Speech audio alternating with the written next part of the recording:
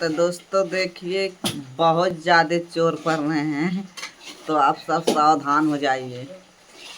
वो कौन सा दवा है ना, वो छिड़क रहे हैं आदमी के ऊपर, तो आदमी मर जा रहा है। तो हम तो यहीं पे सोते हैं, कहाँ पे जाएं जब मेरे कमरा घर है सिवान में। दो ठो बच्चा लेकर के रहते हैं। मतलब कुछ भी है नहीं, मैं गरीब घर से हूँ, मेरे पास क्या रहेगा आप लोग जान रहे हैं क्या रहेगा।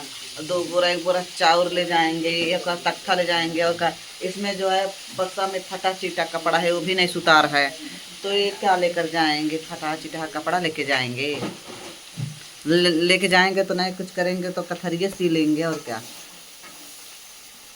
आप सब जान ही रहे हैं कि मैं कितना लाचार हूँ। मैं अपनी दिक्कतियों से परेशान रहती हूँ, मैं दवा पे ही चलती हूँ। तो आप सब ज़्यादा से ज़्यादा वीडियो की सपोर्ट कीजिएगा, भूलिएगा नहीं।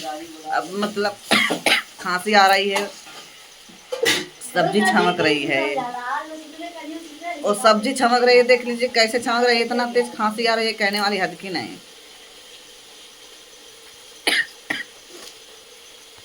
क्या करे दोस्तों, वो जब मसाला चल रहा है ना, तो बहुत झरार आ रहा है। तो ठीक है दोस्तों, अगले ब्लॉग में कल मिलते हैं। Bye bye.